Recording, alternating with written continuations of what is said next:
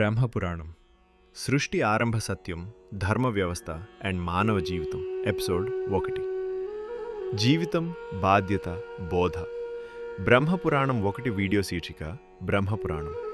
సృష్టి ఎలా ప్రారంభమైంది ధర్మం ఎందుకు అవసరం జీవనార్థం ఎపిసోడ్ 1 సృష్టి యాదృచ్ఛికమా ధర్మం లేకపోతే ఏమవుతుంది మన జీవితంలో ఒక ప్రశ్న చాలా లోతుగా మనసులో మోగుతుంది నేనెందుకు పుట్టాను ఈ ప్రపంచం ఇలా ఎందుకుంది నాకున్న బాధ్యత ఏమిటి ఈ ప్రశ్నలకు భయం చూపించే సమాధానాలు కాదు మాయ మాటలు కాదు అద్భుత కథలు మాత్రమే కాదు బ్రహ్మపురాణం ఈ ప్రశ్నలకు ఒక క్రమబద్ధమైన ధర్మబద్ధమైన బాధ్యతతో కూడిన సమాధానం ఇస్తుంది ఈరోజు మనం ఏమీ కలపకుండా ఏమీ తీసివేయకుండా బ్రహ్మపురాణం నిజంగా ఏమీ చెబుతుందో అది మాత్రమే తెలుసుకుందాం బ్రహ్మపురాణం అసలు ఏమంటుంది బ్రహ్మపురాణం అంటే ఏమిటి బ్రహ్మపురాణం 18 మహాపురాణాలలో మొదటిది ఇది సృష్టి ఎలా మొదలైంది ధర్మం ఎలా ఏర్పడింది లోక వ్యవస్థ ఎలా పనిచేస్తుంది మానవుడి బాధ్యత ఏమిటి అనే విషయాలను క్రమంగా వివరిస్తుంది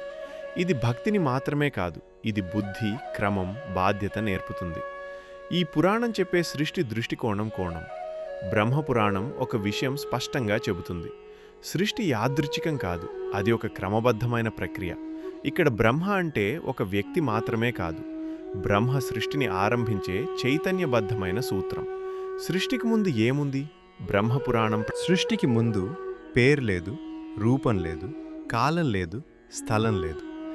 ఈ స్థితిని అవ్యక్తం అంటారు అవ్యక్తం వ్యక్తం కాలేని మూలస్థితి ఇది ఎందుకు అవసరం ఎందుకంటే ఏ రూపం పుట్టాలన్నా ముందు ఒక నిశ్శబ్ద స్థితి ఉండాలి శబ్దం రావాలంటే మౌనం అవసరం ఆలోచన రావాలంటే శాంతి అవసరం అవ్యక్తం తర్వాత ఏమవుతుంది అవ్యక్తం స్థితి నిలిచిపోదు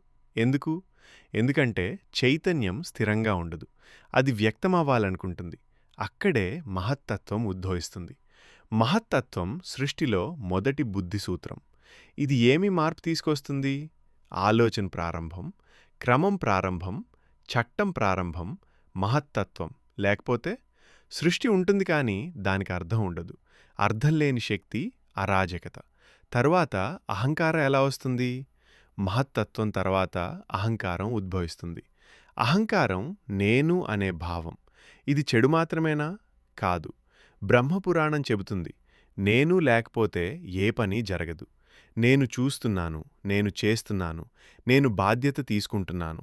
అహంకారం లేకపోతే చైతన్యం ఉంటుంది కానీ క్రియ ఉండదు అందుకే అహంకారం అవసరం కానీ నియంత్రణతో అహంకారం నుండి ఏం పుడుతుంది అహంకారం 3 విధాలుగా విస్తరిస్తుంది సాత్విక అహంకారం జ్ఞానం రాజస అహంకారం క్రియ తామస అహంకారం పదార్థం ఇక్కడి నుండి తన్మాత్రలు ఉద్భవిస్తాయి తన్మాత్రలు శబ్ద స్పర్శ రూప రస గంధ మూల లక్షణాలు ఇవి లేకపోతే అనుభవమే ఉండదు జీవితం అనుభూతి లేని శూన్యం అవుతుంది పంచభూతాలు ఎలా వస్తాయి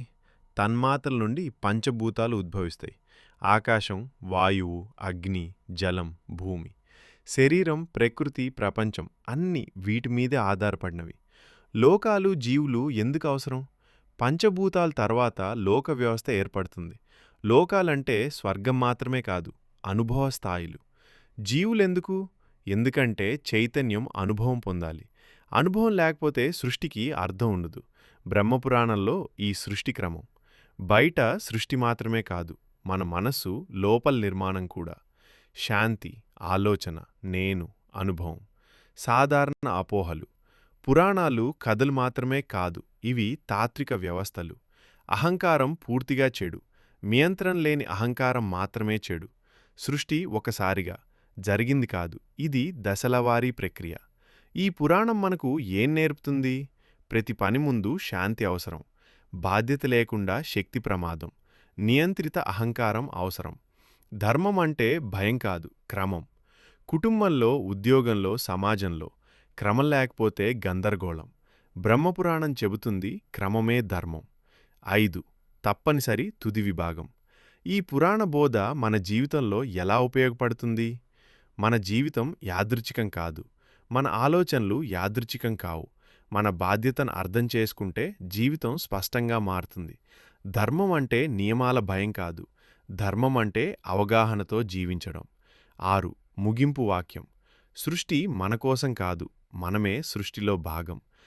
ఈ నిజాన్ని అర్థం చేసుకున్నప్పుడు జీవితం భారంగా కాక బాధ్యతగా మారుతుంది. ఈ బోధ మీకు ఆలోచన కలిగిస్తే నిశ్శబ్దంగా